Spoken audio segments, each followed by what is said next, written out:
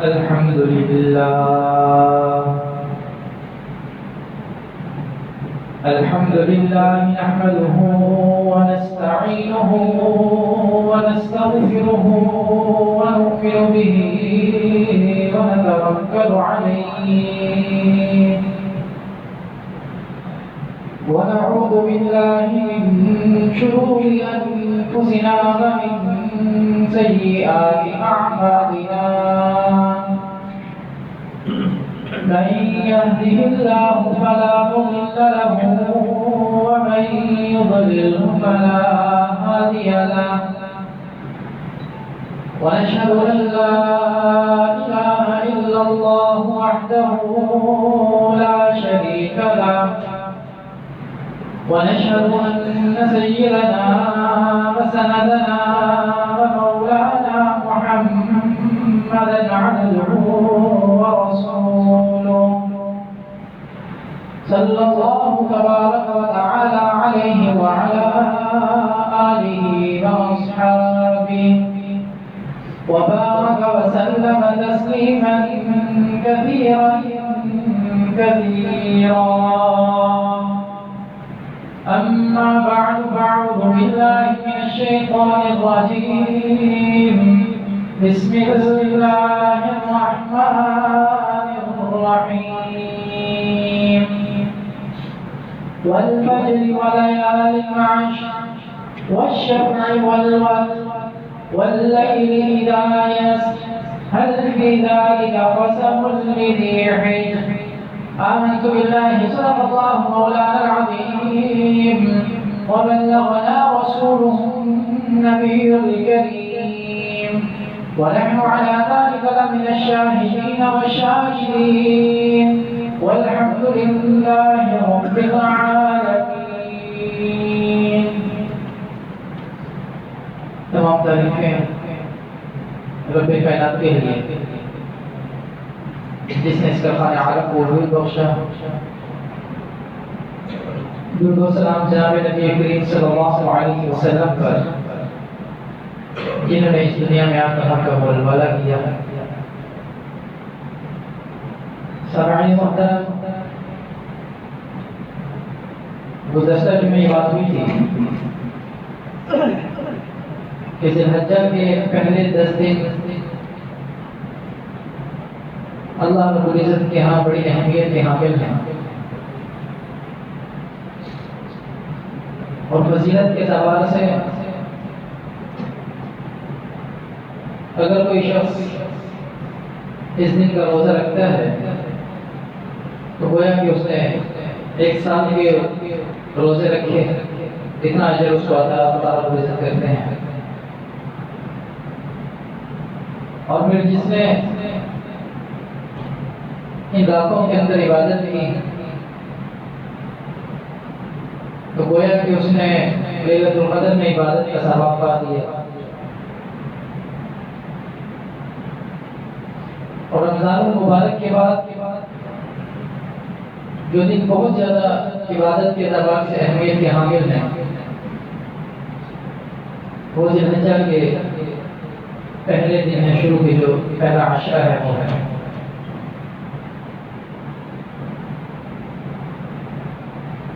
اب جیسے ہی یہ عشرہ شروع ہوتا ہے وہ احباب جو قربانی کرنا چاہتے ہیں ان کے لیے سب سے پہلا حکم جو متوجہ ہوتا ہے وہ یہ ہے کہ انہوں نے بال بھی نہیں کاٹنے اور ناخن بھی نہیں کاٹنے. اور یہ عمل کوئی فرض واجب نہیں ہے بلکہ ایک مستحب عمل ہے کہ جیسے ہی ذی الحجہ کا چاند نظر آ جائے تو جس چیز کا اہتمام انہوں نے کرنا ہے وہ یہ ہے کہ بال بھی نہیں کاٹیں گے اور اسی طریقے سے ناخن بھی نہیں کاٹیں گے. اور یہ حکم ان لوگوں کے لیے مستحب ہے جو قربانی کرنا چاہتے ہیں.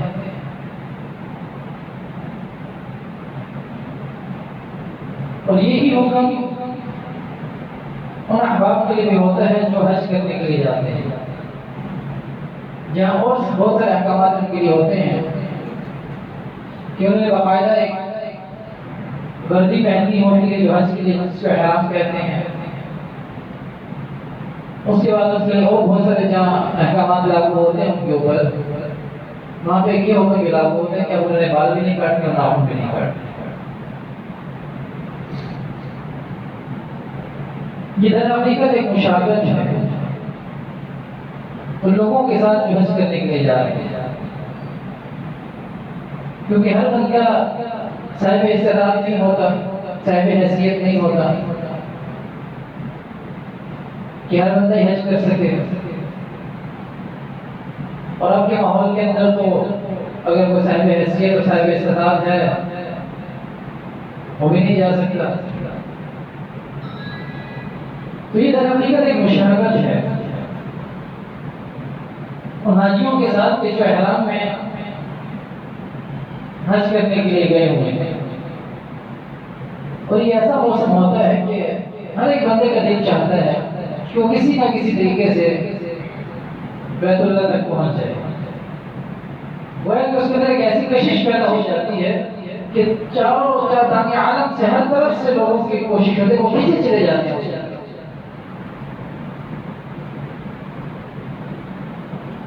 تو وہاں پہ پھر اللہ رب العزت کی اپنی برکات اور رحمتیں مستقل بنیادوں کے اوپر نازل ہو رہی ہوتی ہیں. اللہ کی رحمت موسلادھار بارش کی طرح برس رہی ہوتی ہے. اب یہاں پر بھی انسان اس امید کے ساتھ ان کی مشابہت اختیار کرتا ہے کہ ہو سکتا ہے کہ وہاں کا کوئی چھینٹا رحمت کا ہمارے اوپر بھی اللہ رب العزت پھینک دے کہ ہم بھی اس کی کچھ نہ کچھ مستحق بن جائیں. تو یہ ان لوگوں کے ساتھ مشابہت اس وجہ سے، اور مشابہت کی ویسے بھی بڑی اہمیت ہے کیونکہ حدیث مبارکہ کے اندر آتا ہے من تشبہ بقوم فہو منہم، کہ جس قوم نے جس کی مشابہت اختیار کی وہ انہی میں سے ہی اٹھایا جائے. آج اگر ہم اپنا طرز زندگی صحابہ کرام رضوان اللہ تعالیٰ علیہ مجمعین کی طرز کے اوپر گزاریں گے اور جناب نبی کریم صلی اللہ علیہ وسلم کے طریقوں پہ گزاریں گے تو اللہ کی رحمت سے امید ہے کہ اللہ رب العزت کے قیامت میں ہمیں صحابہ کے ساتھ اٹھائیں گے، انبیاء کے ساتھ اٹھائیں گے. کیونکہ ہماری مشابہت ان کے ساتھ ہے، ہماری محبت ان کے ساتھ ہے. تو دنیا کے اندر انسان جس سے محبت کرے گا، جس کے ساتھ مشابہت اختیار کرے گا، کل قیامت کے دن حشر بھی اسی کے ساتھ ہوگا. ہم ان مشابہت والی چیزوں کو بڑا معمولی اور ہلکا سمجھتے ہیں. یہ تو کوئی مسئلہ نہیں ہے، یہ کوئی فرض نہیں ہے، کوئی واجب نہیں ہے. اور اگر کوئی کسی عالم کی مشابہت اختیار کرتا ہے تو ہمارے لیے وہ ایک مذاق بن جاتا ہے.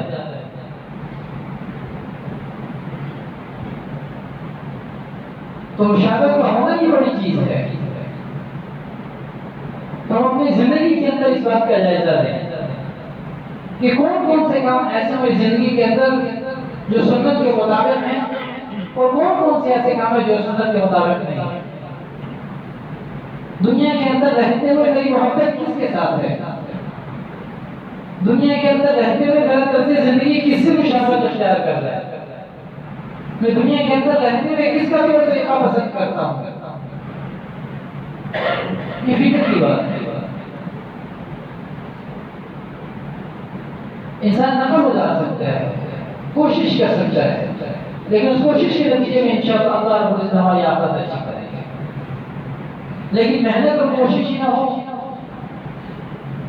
پسند کا معیار کچھ الگ ہو، محبت بھی کچھ اور لوگوں کے ساتھ ہو، اور پھر انسان یہ دعا کرے کہ میرا حشر انبیاء اور صحابہ کے ساتھ ہو جائے تو بڑا مشکل ہے. یہ بہت مشکل ہے. میں دوسروں کو تو قائل نہیں کر سکتا، لیکن میں خود کو سمجھ سکتا ہوں کہ میرے 5-6 فٹ کے جسم کے اوپر کتنی سنت زندہ ہے. سب سے پہلے تو میں خود کا مقدر ہوں. میں اپنے ذات کے تو مالک ہوں، کسی کی ذات کا مالک نہیں ہوں. جب میں اپنی ذات کا مالک ہوں تو اپنی ذات کی طرح سے میری اپنی ذاتی زندگی کتنی سنت کے مطابق ہے، میری اپنی ذاتی زندگی کتنی صحابہ کے طریقے کے مطابق ہے؟ اگر ہے تو اس پر اللہ کا شکر ادا کریں، نہیں ہے تو اس پر لانے کی کوشش کریں۔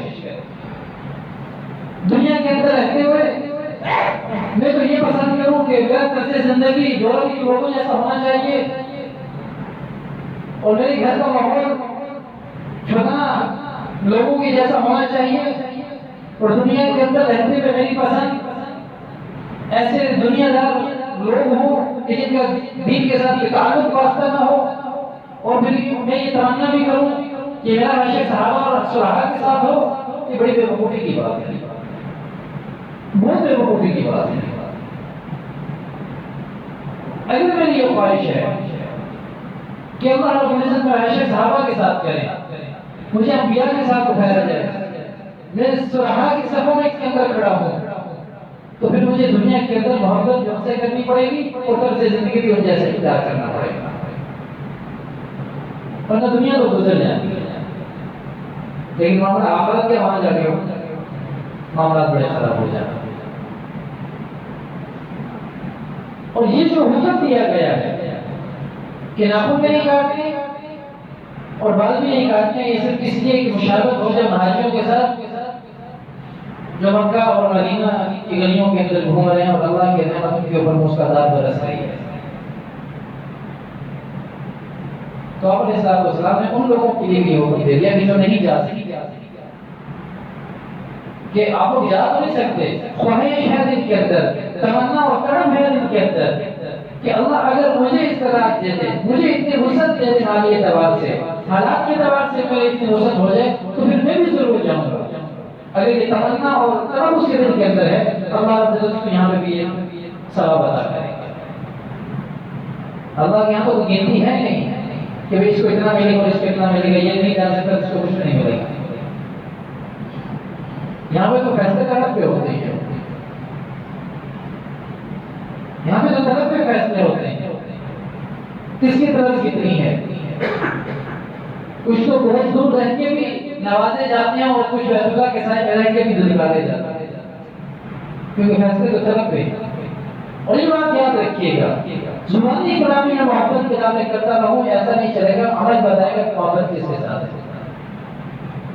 ایک دن میں زبانی کلامی دعوے کرتا رہوں، مجھے محبت ہے صحابہ کے ساتھ، مجھے محبت ہے علیہ السلام کے ساتھ، میرا اپنا تعلق ہے قرآن کے ساتھ، میں اللہ کے بارے میں خبردار کروں گا، یہ ایک زبانی دعوے ہیں۔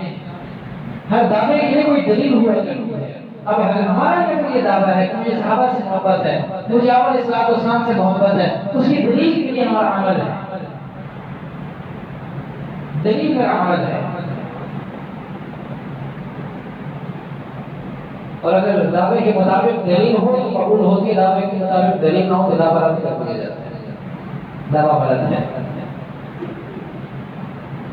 اگر دعویٰ ہے تو دلیل اس کے مطابق، ورنہ دعویٰ چھوڑ دیا، کیونکہ دعوے اور دلیل کے اندر مطابقت نہ ہو تو کیس والے ہو جاتا ہے، کچھ نہیں ہوتا۔ تو پہلی چیز مشابہت اس لوگوں کے ساتھ اختیار کرنی ہے جو حالی ہے، ساتھ کے بعد ناخن کاٹنا مستحب عمل ہے کہ نہیں کاٹے چاہیے، یہ مستحب ہے، خاص طور پر ان لوگوں کے جو قربانی کرنا چاہتے ہیں۔ ان دنوں کے حوالے سے دوسرا حکم جو متوجہ ہوتا ہے وہ 9 ذی الحجہ کا ہوتا ہے، جس میں وقوف عرفہ ہوتا ہے اور حج کا رکن اعظم کہلایا جاتا ہے۔ 9 ذی الحجہ کے روزے کی اپنی ایک فضیلت اور اہمیت ہے۔ حدیث مبارک سے ثابت ہے جو شخص اس کے روزہ رکھتا ہے تو اسے 1 سال پہلے کی گناہ اور 1 سال بعد کے گناہ اللہ رب العزت معاف فرما دیتے ہیں۔ میں نے پتا کہ جیسے مختلف کمپنیوں کے مختلف پیکیج آتے ہیں، اس کے اندر بڑی سہولت ہو جاتی ہے، اسی طریقے سے یہاں پہ بھی مختلف موقعوں کے اوپر مختلف پیکیج آتے رہتے ہیں۔ بس یہ ہے کہ انسان کی اپنی طرف کتنی ہے، وہ اسے کتنا فائدہ حاصل کرنا چاہتا ہے۔ تو ایک روزہ رکھنے سے 9 ذی الحجہ کا 1 سال پہلے کی اور 1 سال بعد کی گناہ معاف ہو جاتے ہیں۔ لیکن ایک بات یاد رکھیے گا، یہ گناہ صغیرہ گناہ اس سے مراد ہوتے ہیں جو چلتے پھرتے انسان بے دھیانی کے اندر توجہ نہیں ہوتی اس میں کر جاتا ہے، اس سے یہ گناہ مراد ہوتے ہیں جو چھوٹے چھوٹے گناہ ہوتے ہیں۔ جو بڑے ہوتے ہیں جن کو گناہ کبیرہ کہا جاتا ہے ان کا تعلق اس کے ساتھ نہیں ہے۔ اور ایک اور بات یاد رکھیے گا کہ گناہ گناہ ہوتا ہے، خالق کی نافرمانی وہ چھوٹی ہو بڑی ہو اس کی کوئی تقسیم نہیں ہوتی، وہ خالق کی نافرمانی ہوتی ہے۔ یہ صغیرہ صحابہ فرماتے ہیں ہمارے لوگ مسئلہ کا کچھ نہیں تھا، خالق کی نافرمانی ہو اور وہ چھوٹی ہو، یہ کیسے ہو سکتے؟ ایک انسان اللہ رب العزت کی نافرمانی کر رہا ہے اور وہ کہہ رہا ہے کہ یہ چھوٹی سی بات ہے جو ہو نہیں سکتی، یہ تو ہم نے بات میں تقسیم بنا دی کہ یہ صغیرہ ہو گئی یہ کبیرہ ہو گئی، لیکن خالق کی نافرمانی وہ صغیرہ ہو نہیں سکتی، وہ چھوٹی نہیں ہو سکتی، وہ بڑی ہی ہوگی۔ اور یہ صغیرہ کبیرہ یہ اپنے اوپر اور نیچے کے گناہوں کے اعتبار سے ہے، گناہ کی شدت کے اعتبار سے ہے، ہر گناہ گناہ کبیرہ ہے اس گناہ سے جو اس سے نیچے والا ہے، اس سے وہ بڑا ہے وہ کبیرہ ہے۔ مختصر یہ یاد رکھیں کہ خالق کی نافرمانی صغیرہ ہو ہی نہیں سکتی۔ ایک انسان اللہ کی نافرمانی کر رہا ہے اللہ کے مقابلے کے طرح، آپ نے صحابہ السلام کے طریقے کے مقابلے میں اپنا طریقہ اختیار کر رہا ہے، صحابہ کی زندگی کے مقابلے میں اپنے طرز کی زندگی گزارنا چاہ رہا ہے، اور یہ کہہ رہا ہے کہ چھوٹی بات ہے، یہ اس کی بیوقوفی ہے، یہ چھوٹی بات نہیں ہو سکتی۔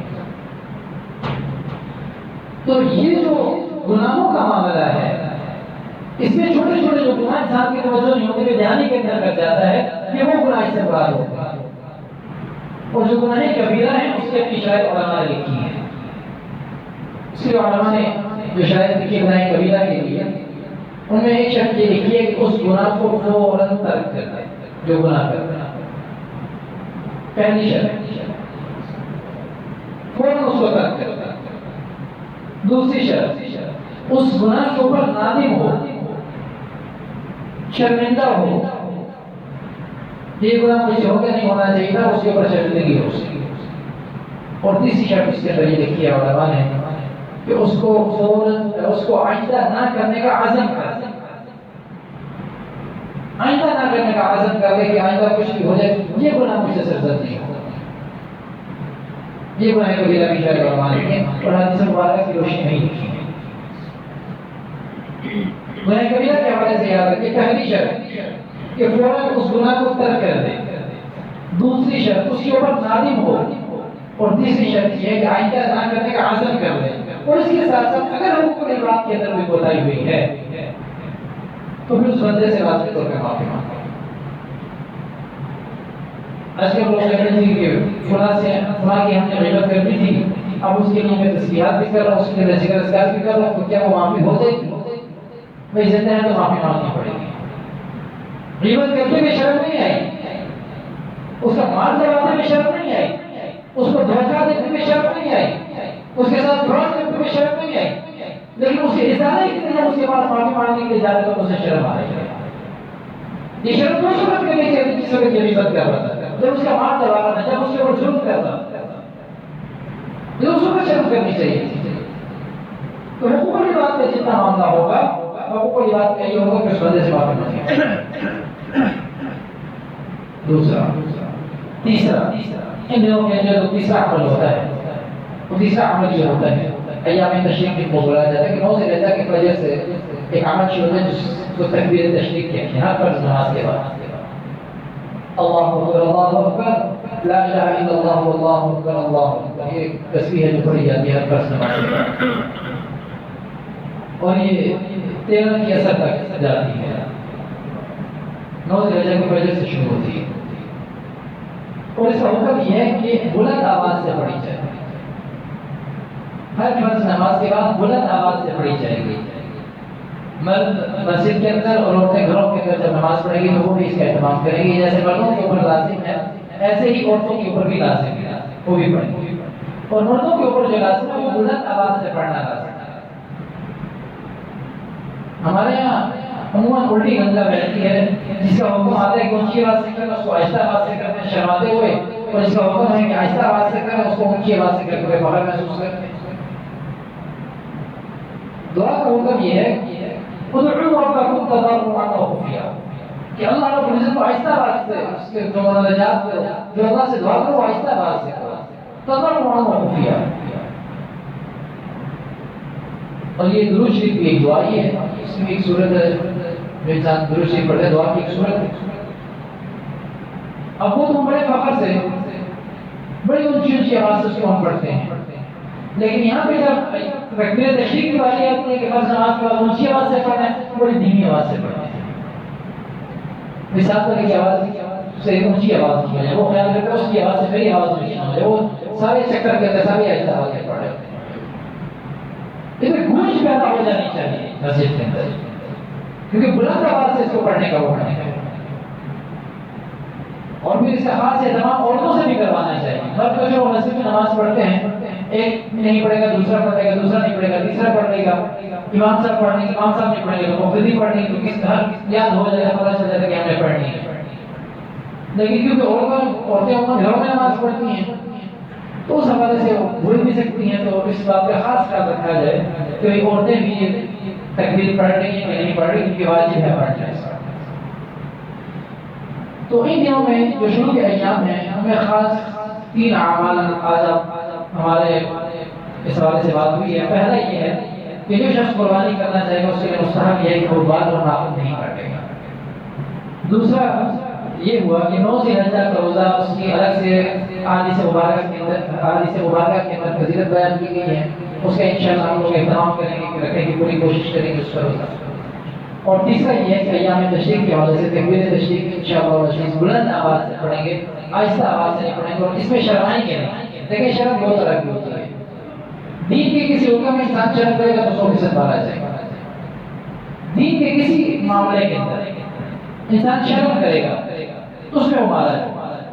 جیسے اب تکبیر تشریق اونچی آواز سے پڑھے گا کہ میں شرما شرمی آہستہ پڑھ رہا تب بھی مارا گیا۔ دین کا کوئی حکم معلوم نہیں ہے، پوچھنے کے لیے شرم کر رہا ہے تب بھی مارا جائے گا۔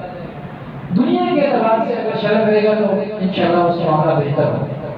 5 روپیہ پیسہ نہیں ہے، شرما شرمی کسی کے آگے ہاتھ میں کر رہا، یہ اچھی شرم ہے۔ ٹھیک ہے، کھانا نہیں ہے، کسی سے مانگ نہیں رہا، اپنے طور پہ محنت کی کوشش کر رہے، شرم آپ کے نہیں مانگ رہا تو اس حوالے سے خود محنت کو کوشش کر رہا تو اس کے اندر بھی برکت عطا کریں گے۔ لیکن دین کے معاملے میں شرم کریں تو پھر مارے جائیں گے۔